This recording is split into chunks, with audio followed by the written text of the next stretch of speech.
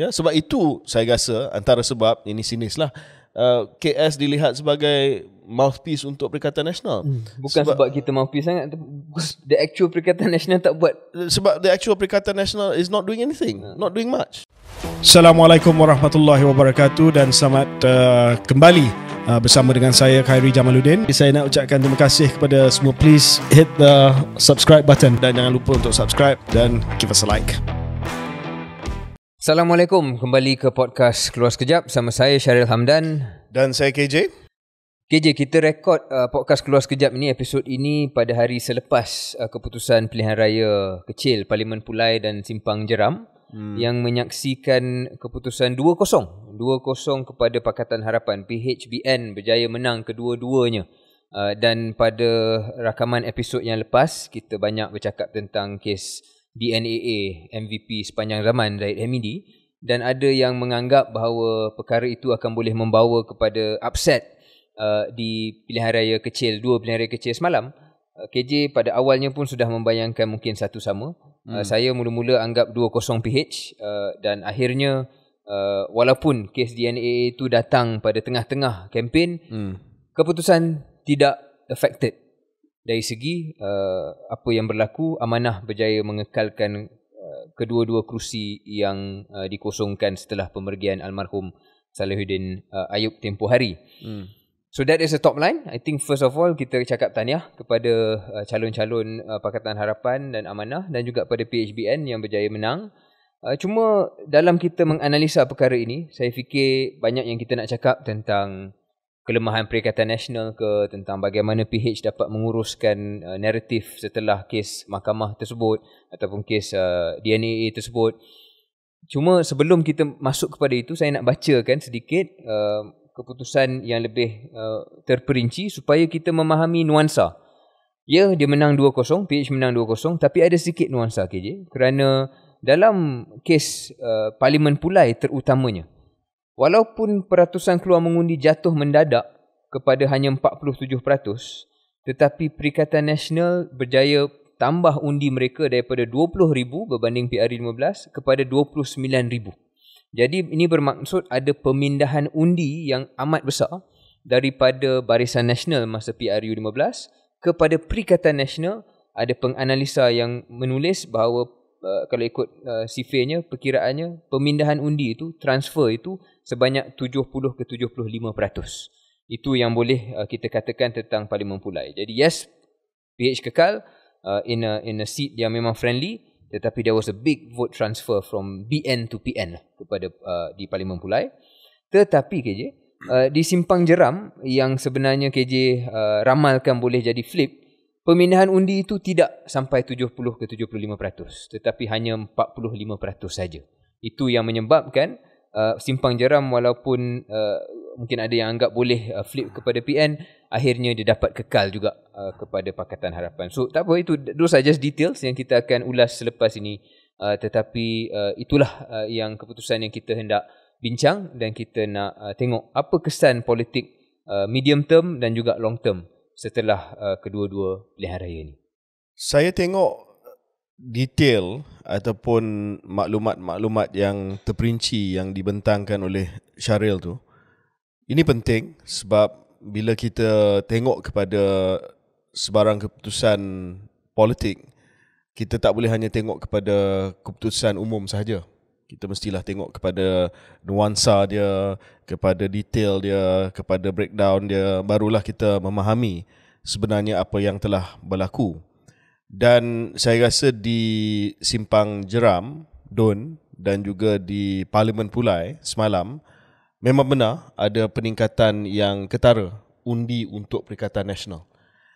Dan bila kita campur undi Barisan Nasional dan undi Pakatan Harapan dahulu, memang calon Amanah untuk dua-dua kerusi itu tidak mencapai formula 1+1 tu, ya. Maka adalah pemindahan undi yang pergi ke PN, dan bukannya daripada BN dulu pergi kepada PH. Ini formula 1+1 adalah 2, perfect transferability ataupun pemindahan yang paling sempurna lah Maknanya dulu kalau undi Barisan Nasional, dia akan bagi kepada Pakatan Harapan.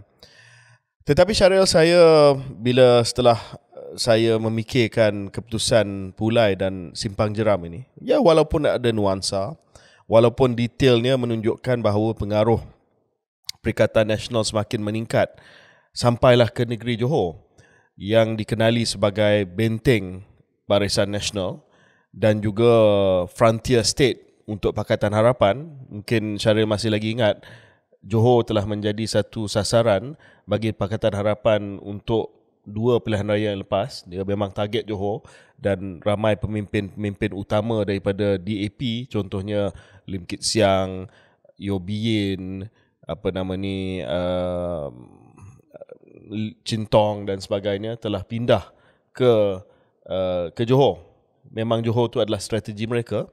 Tetapi nampak bahawa Perikatan Nasional sudah mula menunjukkan bahawa mereka dapat melebarkan ataupun meningkatkan pengaruh mereka di negeri Johor. Tapi setelah saya memikirkan tentang perkara ini, Syaril, saya rasa beginilah. Ya, memang betul. Saya silap dari segi ramalan. Saya menganggap bahawa satu-satu Simpang Jeram akan flip, tapi ramalan saya tidak tepat. Dan saya berpendapat bahawa walaupun di sofa keluar sekejap ini ataupun di ruangan komentar FB dan sebagainya, mungkin ada analisa politik yang membuat kajian tentang nuansa ataupun detail peningkatan sokongan dan penurunan majoriti di Pulai, apakah maksudnya dan sebagainya. Tetapi bila kita balik kepada istilah yang kita guna pada minggu ataupun episod yang lepas, Syaril, iaitu real politik. Dalam real politik ni, nuansa ni tak penting lah. Sebab pemenang akan dapat segala-galanya. Jadi hari ni tak ada siapa yang akan cerita pasal nuansa undi Perikatan Nasional meningkat, undi Pakatan Harapan dan Barisan Nasional merosot dan sebagainya. Sebab yang penting hari ni adalah BNPH ataupun PHBN menang. Dan mereka akan kata ini adalah kemenangan yang penting sebab menunjukkan bahawa isu DNAA Zahid Hamidi tidak ada kesan langsung. Dan mereka juga akan kata bahawa Perikatan Nasional ini adalah satu gabungan politik yang memang tidak boleh menang di Johor dan diberi isu yang besar macam DNAA pun tak boleh nak menang. Justru pemenang akan menulis sejarah dan mengatakan bahawa it's business as usual. Tak perlu kita cakap pasal DNAA lagi. Dah terbukti bahawa DNAA pada minggu yang sama ada pilihan raya dan BNPH masih lagi boleh menang dengan majoriti yang selesa. Walaupun PN punya undi naik, tapi masih lagi majoriti yang selesa. So tak payah kita cakap pasal DNAA lagi. Dan tahniah kepada PHBN sebab mereka boleh kata bahawa kita tutup kisah Zahid Hamidi ini, tidak ada kesan kepada pengundi pun. Mereka tak kisah tentang isu ini dan kita go business as usual. Kalau saya strategis untuk PHBN, saya akan buat benda tu. Saya akan kata ini adalah bukti bahawa rakyat tak kisah soal kes rasuah dan salah guna kuasa Zahid Hamidi, dan kita akan menggunakan kemenangan ini sebagai satu tanda bahawa rakyat sokong PHBN dan juga kepimpinan PMX, dan kita akan just buat tak tahulah tentang yang Perikatan Nasional. Sebab kalau kita nak cakap pasal nuansa ni, Syaril, nuansa Syaril bertanding di Alor Gajah, saya bertanding dengan di Sungai Buloh pada pilihan raya lepas. Nuansanya adalah kita hampir flip kerusi yang dulu majoriti dia agak besar untuk Pakatan Harapan. Syaril kalah majoriti berapa? 800. Dulu majoriti berapa? 6,000. Saya majoriti 26,000 dulu. Saya kalah 2,000 lebih. Tapi tak ada siapa yang ingat soal nuansa tu. Yang ingat kita kalah, full stop. So saya rasa nuansa ni okey lah untuk sehari dua nuansa, tapi akhirnya winner takes all. Respon saya KJ, pertama, perasaan kita tentang isu DNA dan sebagainya was for me never about this election lah. Dia lebih kepada prinsip dan juga pasal tentang apa nilai yang negara kita nak bawa. Yeah, sure, but we thought akan ada kesan kepada pilihan raya lah. Kedua, point saya KJ ialah dalam satu sudut ini menunjukkan bahawa PHBN akan kata it's a non-issue. But does it also reflect, adakah ini juga cerminan kelemahan Perikatan Nasional? Not sangat kekuatan PHBN, dalam mengurus isu DNAA ni ataupun mengatakan isu DNA ni adalah isu yang tak apa, boleh diurus. Adakah ia lebih sebenarnya soal ialah macam KJ bayangkan tadi, dah ada gol yang agak besar dan dia tak dapat menjaringkan gol itu, iaitu Perikatan Nasional. Ya, saya lihat begitu Syaril, sebab dulu ramai juga yang kata PN ni dia tak banyak penjaring gol dalam isu-isu yang tiada kaitan dengan 3R. Kalau 3R ni dia ada ramai penjaring gol. Semua je boleh menjaring gol daripada Perikatan Nasional. Isu walak lah, isu kerjasama dengan DAP lah, macam-macam ya. Itu semua memang makanan ruji lah bagi Perikatan Nasional. Tapi bila timbul isu-isu yang tiada kaitan dengan 3R, isu tata kelola, isu DNAA, isu ekonomi, isu kritikan terhadap, nanti kita akan bincang bekalan beras dan sebagainya, nampak Perikatan Nasional ni agak ketandusan penjaring gol. Ya. Saya tengok soal isu DNA ni sebagai contoh ya. Mungkin hanya seorang dua saja daripada Perikatan Nasional yang betul-betul mungkin adalah yang cakap, tetapi yang dapat menangkap imajinasi rakyat dengan naratif membincangkan soal perbezaan antara keputusan Tan Sri Mahyudin dengan keputusan Datuk Seri Zahid Hamidi, seorang dua saja. Ya. Waf, Wan Ahmad Faizal, dan mungkin seorang dua lagi. Yang lain saya tak tahu mana mereka. Ya, Ketua Pembangkang, sahabat kita juga, Datuk Hamzah Zainuddin. Do you remember anything that he's mentioned about any policy in the last few months? No. Nothing kan? So saya nampak Perikatan Nasional, ya mungkin mereka akan serang kita selepas inilah. Oh, kenapa korang tak join PN dan sebagainya, you know. It's not our job. It's not our job, it's your job. Dan jelas bahawa sekarang ini mereka tidak memanfaatkan keadaan yang ada. Sebab kalau saya di tempat mereka, saya akan memanfaatkan keadaan yang ada. Bukan dengan serangan peribadi, tetapi dengan explain, menjelaskan kenapa isu ni penting. Kenapa isu ni, macam Syaril kata tadi, adalah soal masa depan negara kita. Soal masa depan urus tadbir negara kita. Dan betapa pentingnya untuk ini menjadi referendum kepada apa yang telah berlaku dalam mahkamah ataupun keputusan daripada AGC. Ya, walaupun itu keputusan AGC dan sebagainya, kita dah bincang panjang lebar pada minggu lepas. Tetapi Perikatan Nasional is incapable. Ada one trick pony, and is that fundamentally the problem?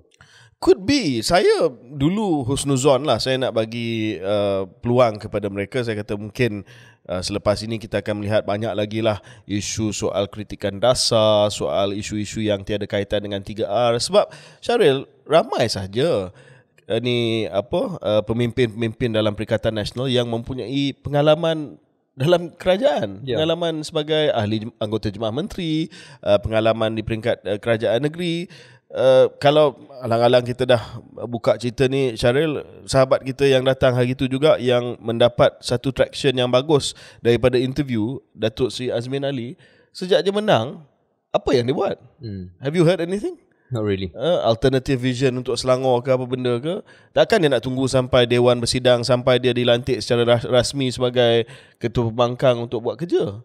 Ya, sebab itu saya rasa antara sebab, ini sinis lah, KS dilihat sebagai mouthpiece untuk Perikatan Nasional.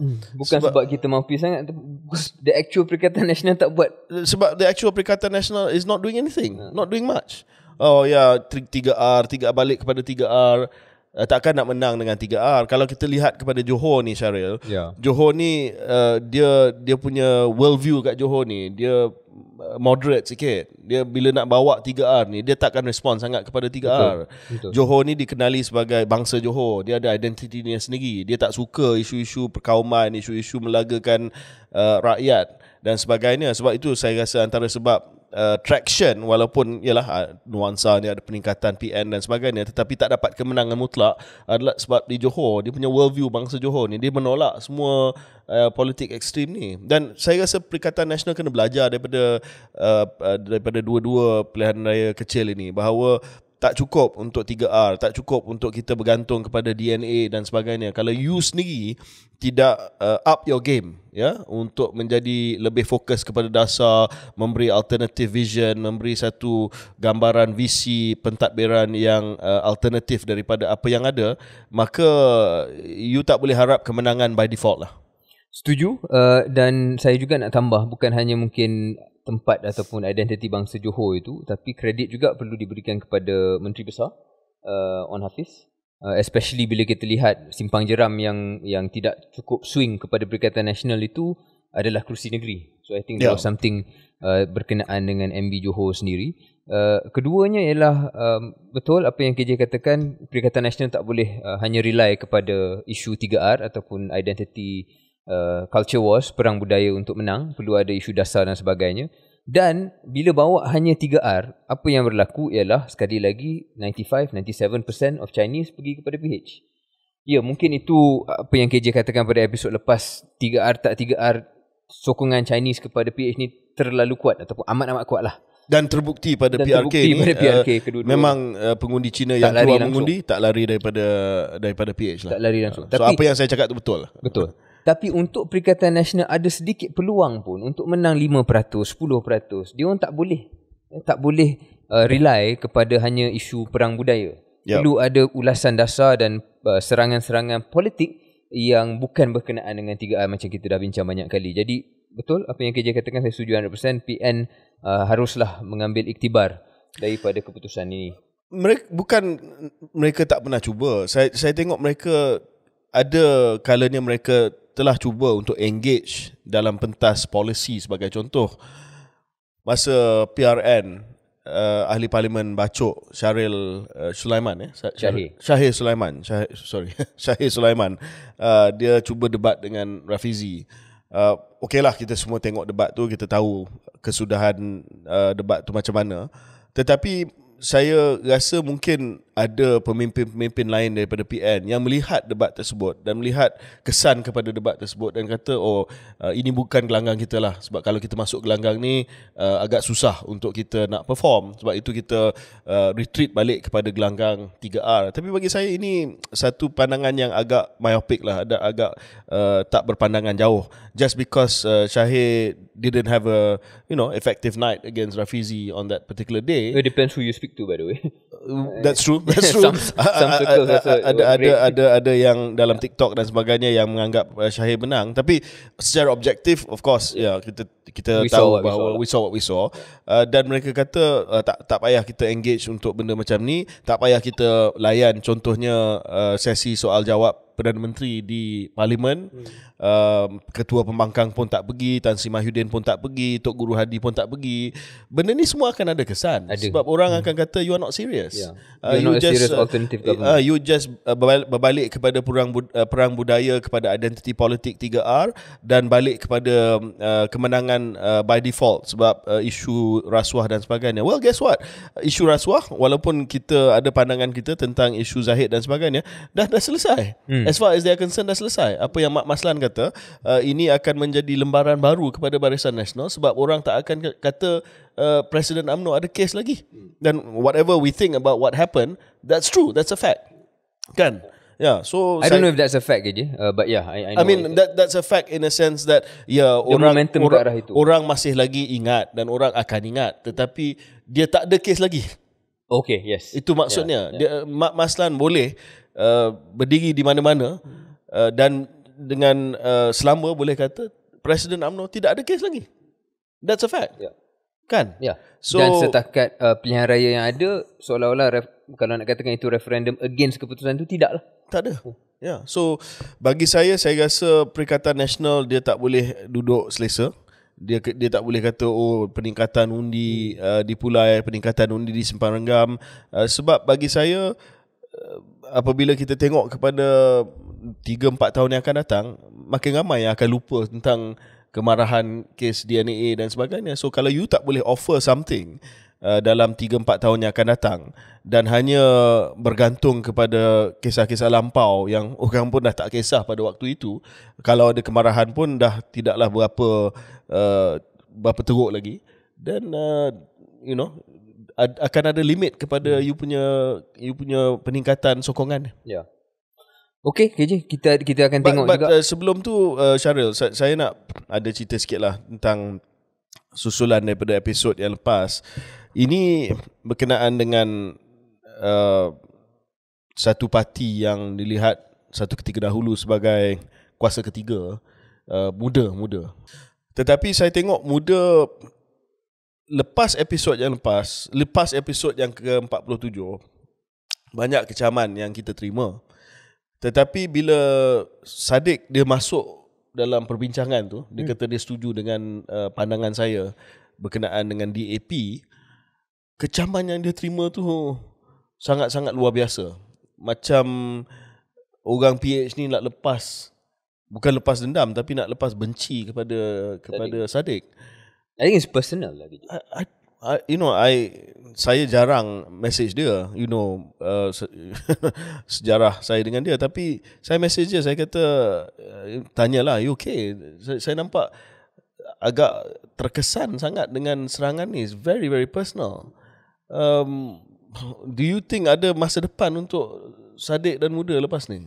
Sebab saya faham kalau kecaman itu kecaman politik biasa, tetapi kecaman terhadap dia, macam Syaril kata, it's personal sampai tahap saya risau that they are going to bury him. I think they want to bury him. Yeah. Dari segi politik lah ya. They want to bury him.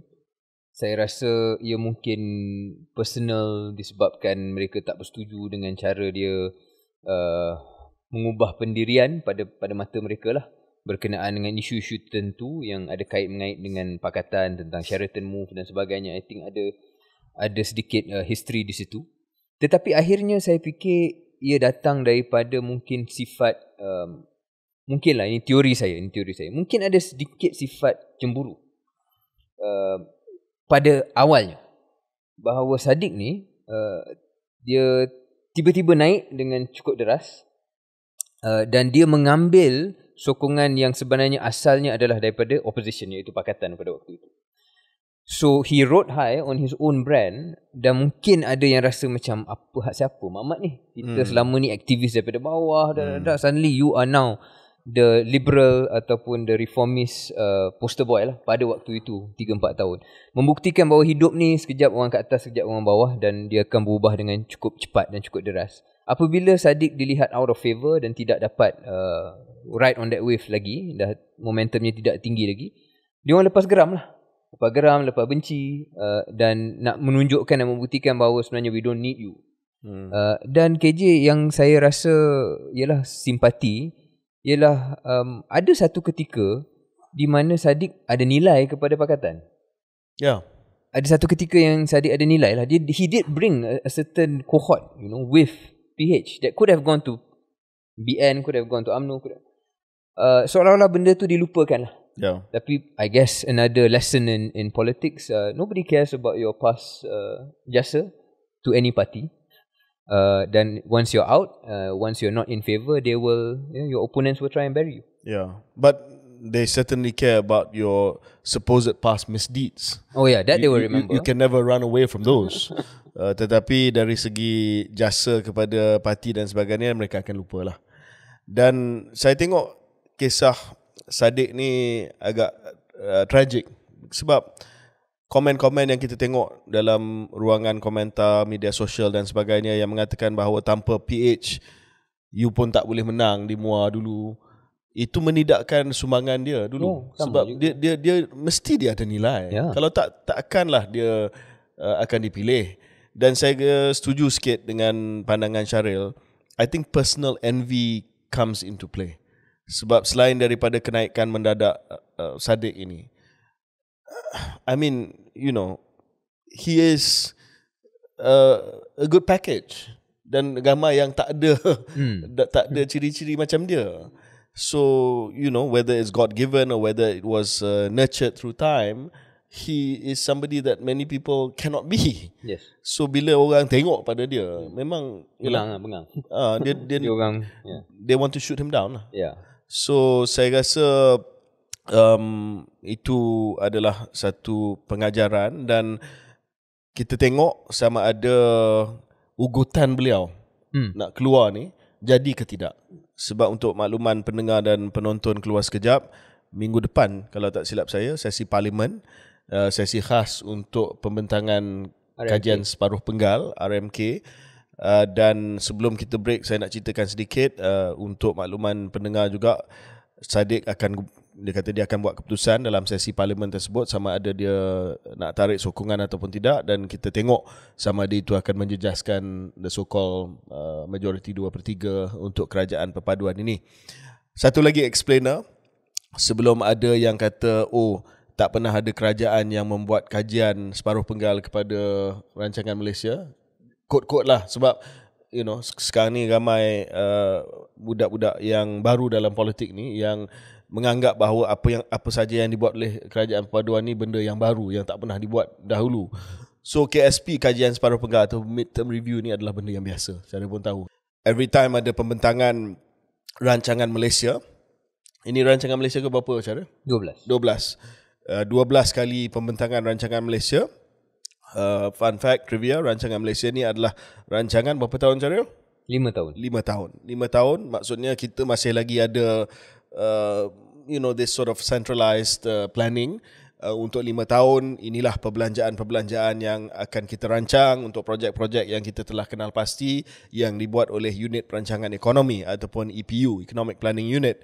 Tetapi oleh kerana tempoh 5 tahun ini adalah agak panjang, maka kerajaan pada tahun yang kedua akan buat kajian separuh penggal untuk adjust EJAS sekiranya perlu, apa-apa perancangan, projek dan sebagainya yang mungkin perlu diubah dengan peredaran zaman dan teknologi. Mungkin cara nak share sikit tentang pandangan berkenaan dengan rancangan Malaysia, sebab Rafizi pun kata ini akan ada perubahan total. Dia kata dia ada bagi bayangan bahawa ini bukan kajian separuh penggal seperti dulu yang akan buat adjustment sikit, tetapi ini lebih komprehensif. Any thoughts on that sebelum kita pergi ke break? RMK ni dirangka banyaknya bawah Tan Sri Muhyiddin punya leadership. Kemudian dibentang oleh Datuk Seri Maya Sabri, saya fikir dalam sebulan kot atau kurang daripada dia ambil alih sebagai PM. Dia ambil alih sebagai PM. Jadi saya tak tahu sama ada sifat politik dalam kenyataan Rafizi itu, saya tak pasti. Tapi saya rasa mereka akan include lah Madani, Industrial Master Plan, Energy Transition. Saya fikir mungkin itu the real substantive sebab kenapa Rafizi membayangkan akan ada perubahan yang lebih besar, rombakan yang lebih besar daripada biasa. Macam KJ kata, biasa separuh penggal ni dia just track, mungkin ubah KPI sikit kalau rasa tak dapat nak capai kan. Mungkin ni adalah streamlining of perancangan yang memang dah wujud dalam dokumen-dokumen induk bawah PMX, termasuk KPI KJ, sebab Madani ada KPI dia. Ya, betul. Dan RMK pun ada KPI. So Sure. takkan kita nak bercanggah kan. Jadi mungkin itu satu sebab yang agak amat reasonable lah untuk ada rombakan dari segi pengisian RMK. Tapi saya yakin dari segi perincian projek-projek dan projek pembangunan yang telah pun diperincikan pada 2 tahun yang lepas, bukanlah satu perkara yang hendak diubah tak tentu sebab. Ya. Okay, sebelum break, last on ekonomi, Syaril, pandangan tentang, kita terlupa nak bincang minggu lepas sebab banyak sangat perbincangan berkenaan dengan DNA. Ini adalah berkaitan dengan mesyuarat MPC untuk tidak menaikkan kadar faedah. I think expected inflation bukan masalah ya. Inflasi bukan masalah sekarang ini, for now. Jadi we didn't expect it to go up and it didn't. Dan saya rasa Bank Negara banyak memberi tumpuan kepada pertumbuhan because bila inflasi terkawal, maka Bank mandat Negara, kedua mereka, mandat mereka yang lagi satu untuk membantu pertumbuhan ekonomi. I think there's one more MPC meeting left this year. Dan saya rasa kalau inflasi masih lagi terkawal, then we will stay at 3 lah. But we will talk a bit about inflasi ataupun kenaikan harga satu produk selepas break ini. Okay. Saya nak ucapkan terima kasih kepada semua. Please hit the subscribe button dan jangan lupa untuk subscribe dan give us a like.